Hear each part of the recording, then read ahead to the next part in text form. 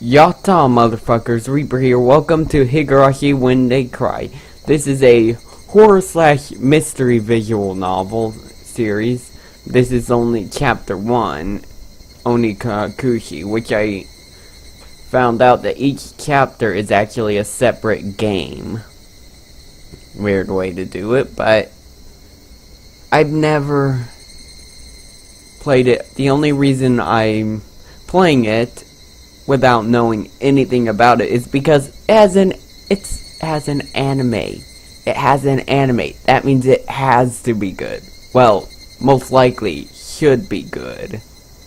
So yeah. I have it set up so if an achievement pops up, because I noticed there are achievements, it'll show up in the recording. So let's get started, shall we?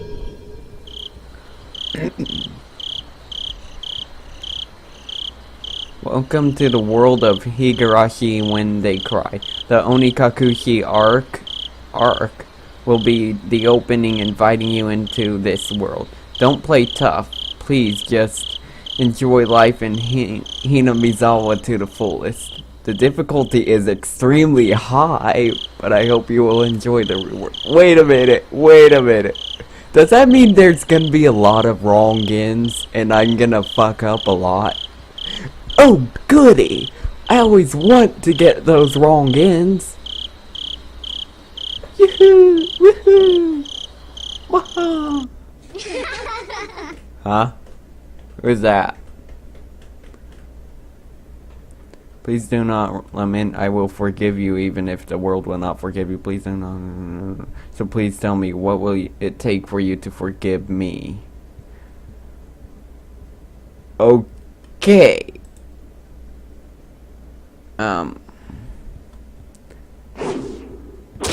Ooh, who died? Okay, who died? Who's dying? Oh, we're in 1983. Who's getting killed? Who's getting murderized? If I was going to be ripped apart anyways, having my body ripped apart would have been far better. I trusted her. Ouch. No, I still trust her. Ouch. Even in this very moment, I trust her. Ouch. But I'm starting to realize she's kind of fucked up. I only wanted to trust her because I refused to accept the truth. It was as if I was trying to convince myself in such a silly, sobbing voice, and those tears making a mess of my face. That mechanical, repetitious sound finally stilled and everything fell silent. I'm fucking dead. Only the cry of the cicadas remained, annoyingly loud, and yet I felt as if I could still hear her voice. But that's not possible. She is no longer speaking. Wait, did we kill her? The only one crying is... We killed her. She never cried. Even when she repeated those words over and over, she never expressed any emotion because there was none to show. If she had no tears to shed for me, then I shouldn't need to shed any for her. What? Then why? This pain, my eyes getting moist, why was this happening? I still wanted to believe I hadn't been split apart. Nope, we're dead. That's enough, right? Inside me, an inner voice whispered gently. My spirit had suffered enough. And countless times I'd wavered over whether I should just throw the battered thing away. Except I've stubbornly refused to do that, haven't I? I'd feel better if I just threw it away. Even knowing that I chose to believe, didn't I? Only I can understand that painful struggle and appreciate it. Hey, me? I've tried more than enough. I'll acknowledge that much. So, isn't it alright to just take the easy way out? God damn it. Besides, I'm not throwing it away. I'm leaving it behind, with her. Like flowers by a grave. Now then, calm your nerves. Even though you can't feel your right arm. Just lift it up. And with every swing, forget a little more.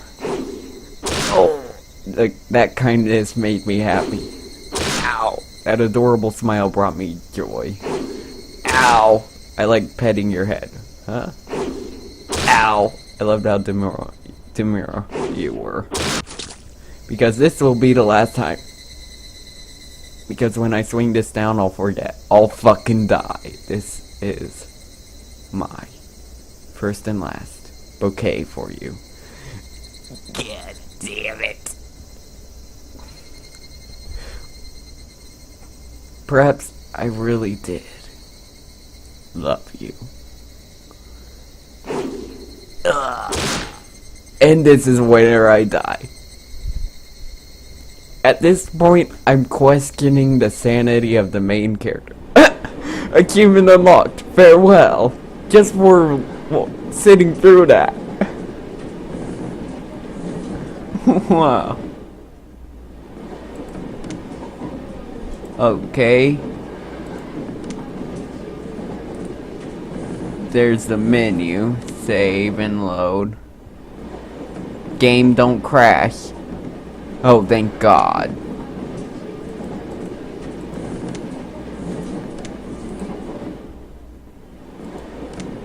Okay, just making sure. Anyway, somebody has been apologizing for a while now. I wonder what she's apologizing for. It felt wrong to eavesdrop, so I tried to ignore it. It had been a while since I last went to the city. I only returned to attend the funeral of a relative I probably killed. Oh wait, no. No wait. If that really happened just now, I would be dead too, wouldn't I? Forget that. I don't even know what's going on at this point.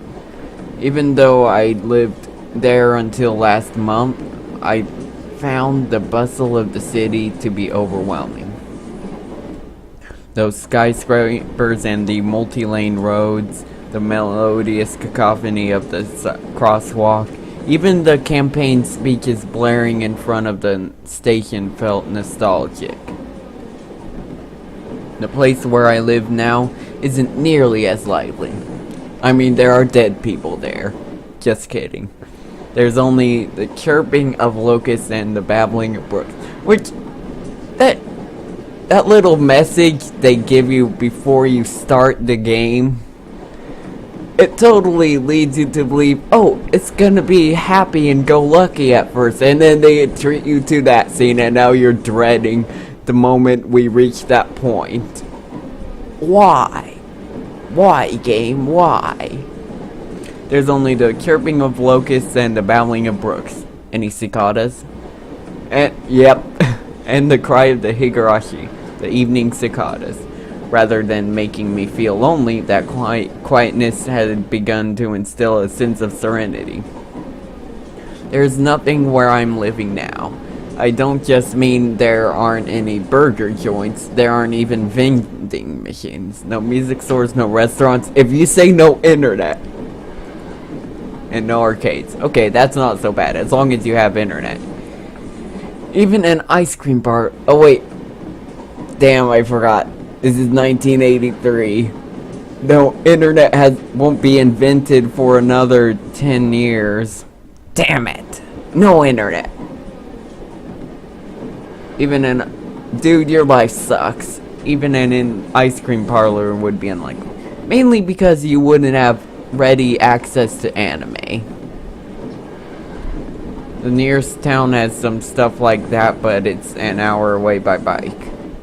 But come to think of it, it wasn't really a big deal. There were music stores and arcades and ice cream parlors, but it wasn't like I ever hung out at any of them. I had lived in the city for 10 years and never once been to an ice cream parlor. I should have gone at least once. It's only now that I'm starting to regret that a little. Somebody is still apologizing. Who is she apologizing to? She's apologized so much, so just forgive her already. There's no reason anyone should ever need to apologize so much. I started to feel a bit annoyed at whoever was refusing to forgive her. No matter how bad the mistake, there's nothing that can't be forgiven unless the person who needs to forgive you was murdered by you. There's no such thing as an irreparable mistake except for murder. You just need to be more careful next time. Unless you murdered someone, then you're fucked. She's still apologizing even now. Then, has she really done something that can't be fixed? I have no idea what she's done, but if it can't be fixed, then that's all the more reason to forgive her. Unless she murdered someone. No matter how much she apologizes, nothing will change. But even so, she keeps apologizing in such a heartbreaking voice. Hey you, the one she's apologizing to. Why don't you just go ahead and forgive her? She's apologizing in such a pathetic voice. Keiki, we're almost there. Wake up. Oh, Keiki, we're almost there. Wake up. I was finally roused from my nap by my father's prodding.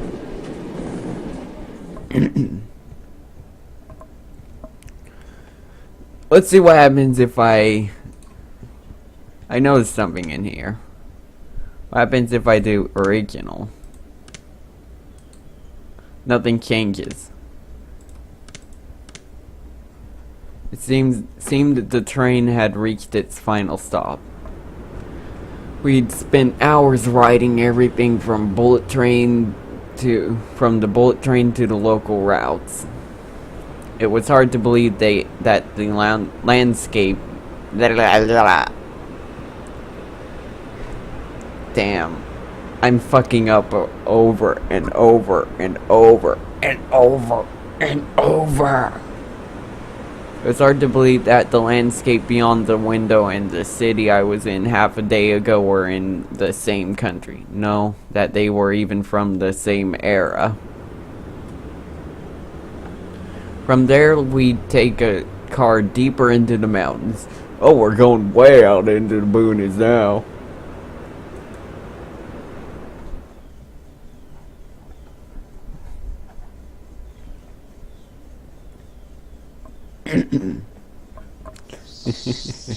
Because this is a horror visual novel, it's gonna be a part of my scary Saturdays, even though it doesn't start out very frightening. I mean, come on. I gotta put a visual novel up soon, or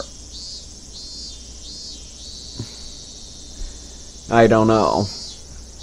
Past where the dense forest encroaching on the mountain road suddenly opened up. Ooh. Very watercolory. It's not pastel-y like the other visual novel I'm playing at the same time as this. What's it called?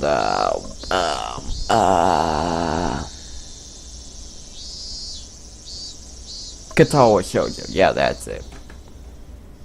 There, where I live now. Hinamazawa. Higurashi, when they cry.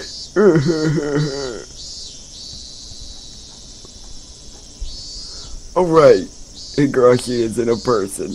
Never mind.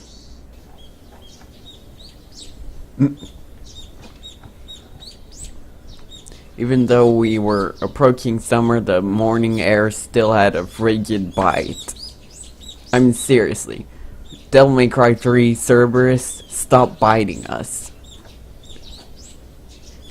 Nobody wants you. Go back to guarding stuff. Although in exchange you could fill your lungs up with crisp, clean air.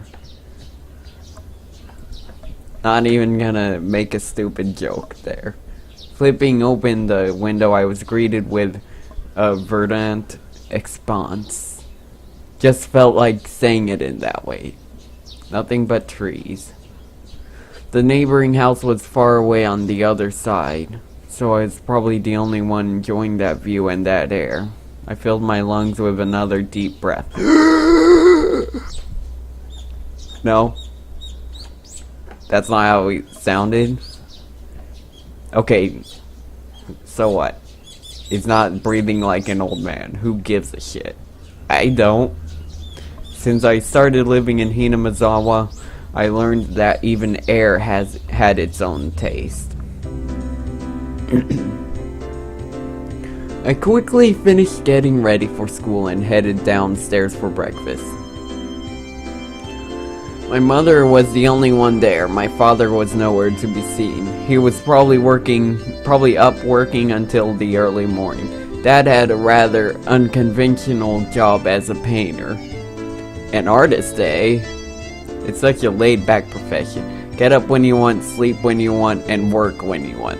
Kind of like a game maker. Kind of like me.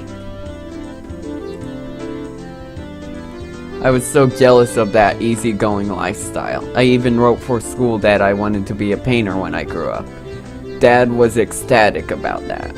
It was just because it looked easy. I'd never tell him that, though. Mom laid breakfast out on the table. Seaweed. I've never tried seaweed. I might someday. Pickled vegetables, raw egg, and grilled salmon. Salmon. My mom was such a good cook, it was scary. Almost as scary as a horror game. Alright, those haven't been invented yet, so almost as scary as, what's it called,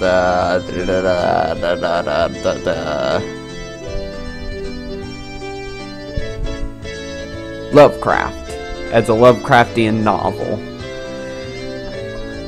A perfect, immaculate, ideal breakfast. Unlike my dad, who didn't even know the meaning of the word schedule, my mom never squandered any time or effort. She hummed a little tune as she brought over the miso soup. It seemed like she was in a good mood today. I want to try miso. I've never really tried it. But then again, I don't live in Japan, so yeah. But sometimes I wish I knew Japanese and lived in Japan, because, let's face it, because let's face it, that's the anime central of the planet, as well as the technology central. I'm so happy you've been waking up early since we moved here, Kiki. Woo! Guy, if you're new, I always resort to that voice for the mothers of the main characters of every game I play that doesn't have voice acting. So if you don't like it, deal with it. If I don't wake up early, I won't have time to eat breakfast. I thought I was being cute, responding with a wisecrack after being praised for being good. One bowl of rice, or will have me enough. Pile it on. First I savored the steaming hot rice with the seaweed. After that I covered it with the egg.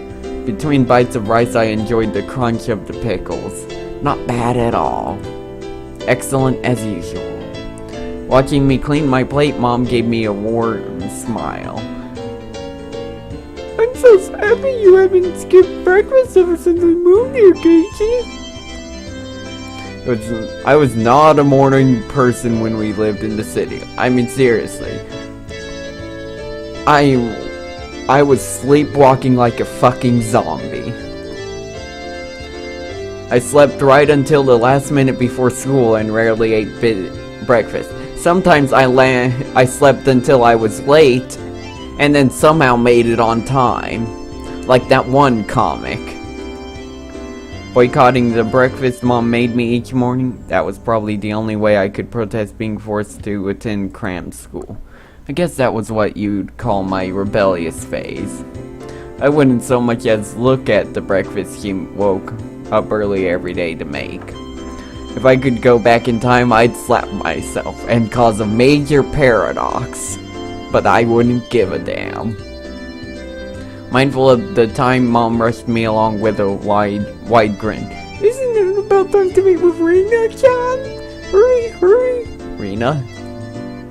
Mom really seemed to enjoy the fact that her son was going to school with a girl. Rena is one of my classmates. She really loves looking after people, coming to meet me every day without fail.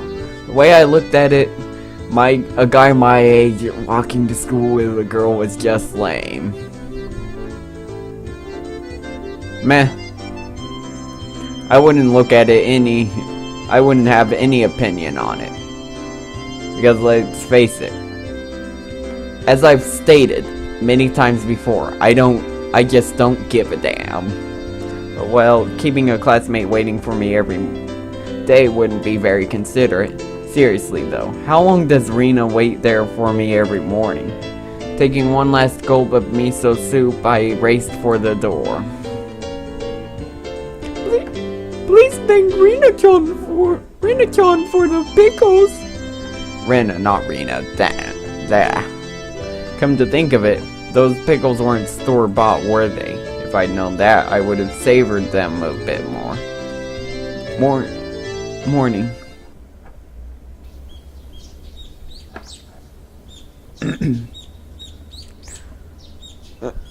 Okay, what voice to give you?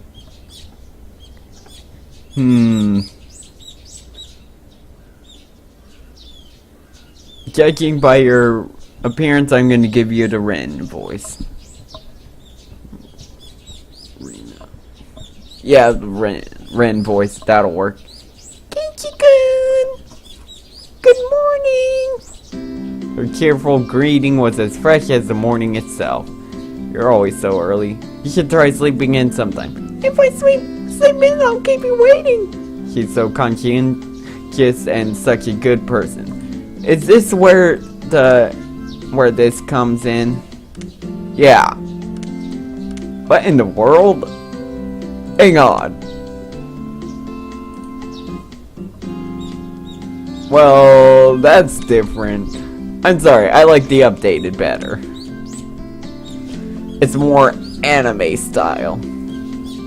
If that ever happens, I'll just leave you behind. Kenchi-kun, you're so cool. I wait for you all the time. I'll leave you in the dust, without looking back. Why are you so mean? Why? Rena had a slightly troubled look on her face. Toying with her was rather fun because of how quickly her mood changed. I'm kidding, I'd wait for you. With those words, Rena seemed to relax. Her face flushed bright red. Thank you. I'd wait forever until you came, Rena. No matter how long. Forever? Rena turned bright red, steam rising from her head as her brain short-circuited. She's especially weak to this sort of talk. It's quite rare to find someone this fun to tease. Have you ever read a romance novel, Rena? I haven't. Never read any before. From that response, I gathered she was interested in them, but was too embarrassed to actually buy one. I couldn't imagine what would happen if she did read one. She'd probably turn red and pass out. Yeah, probably. I got a message from Mom. She says thanks for the pickles. What's nothing? You're welcome. How were they? Not too salty? Not too salty? They weren't that salty. Actually, they had a pretty light flavor to them. It would have been fine to just be honest and say they were good, but apparently I couldn't be that forthright. I'd like to ask something before that. Were you the one who pickled them, Rena? Or was it your mom? Oh god. Why do you ask? Were they too salty? Her attitude completely changed as she began to panic frantically. Was it you, Rena, or was it your mom? Why are you asking who made them? Why? Dude, you're being a dick. Stop being a dick. Seriously. Dude. Depending on who made them, my opinion of them might change drastically. She counted frantically on her... Oh god. I'm trying to remember the amount of salt she used to pickle them. It wasn't like I was trying to tease her, but I couldn't stop myself. Yeah. Even you know how much of a dick you are. Yeah. Guys who take pleasure in this kind of thing are probably the worst. Guys like me. Rena nervously opened and closed her mouth over and over, trying to muster a response. It was me. Delicious. Huh? Pretty good, just like the last ones. They went perfectly with the rice. Oh, man. Her face went bright red again. She was completely spacing out. It truly was a lot of fun to tease her. I gotta admit, I'm kind of enjoying this, even though I think the main character's a dick. I'm kind of enjoying the reaction. Does that make me a bad person? I don't give a damn. I pray that Rena never gets taken advantage by some lowlife. A lowlife like this main character. Keep at it, Rena. I'll train you until you... Oh, if that's your reason behind it, then fine. I'll train you until you handle it like the average person. Or so I decided for myself. Let's go. If we keep Mion waiting, we'll never hear the end of it. Seeing as he just keeps spacing out. Otherwise, I called Rena back to reality so we can make our way back to school. This strange, easily flustered girl is Rena Ryugu. Sorry.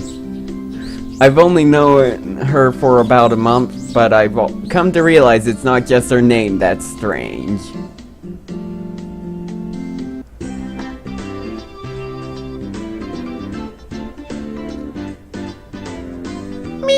Me-chan, good morning.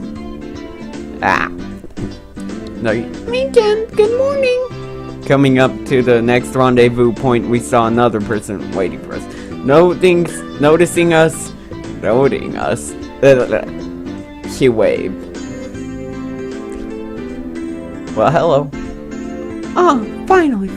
You two are late. Usually you're the one who's late. In sharp contrast to the diligent Rena, this one marched to the beat of her own drum. She's Mion Sonozaki. For what it's worth, she's our senior and head of the class. Morning, Rena. And it's been a while, Kei-chan. How many years? I was only off 2 days. You don't say. You were so much cuter back then. Mion's gaze stared.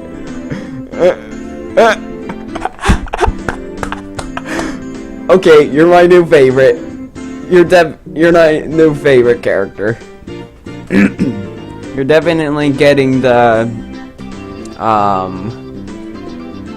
Misane voice, because I don't have that many female voices. Straight down, focusing on the point between my legs. So she was saying it was my crush that was cuter back then. Before you ask, just to be clear, I've never actually tried to show it to her. I've grown quite splendidly. You'd be surprised. Not only is he bigger, but he has a mustache now.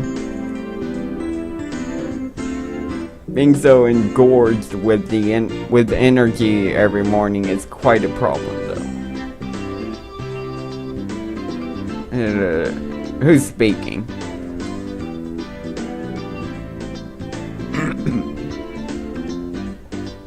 I'll introduce you next time so be sure to greet him properly. Don't say next time, right now it's just fine. How about letting the little guy get a breath of fresh morning air? I don't think I've ever heard talk so dirty you could smell of fouling up the morning air before. Mion sure does act like an old man sometimes. Gotcha. Time for the big reveal. Hope you don't regret it. As my hand reaches... Yeah, that's hilarious. They're both teasing her. Rena began to ramble near Bennett. Hey, what are you talking about? What are you talking about? Red-faced and flustered, Rena tried to play dumb, but it was obvious she knew exactly what we were talking about. And nothing happened, of course. How was it? Seeing the city again?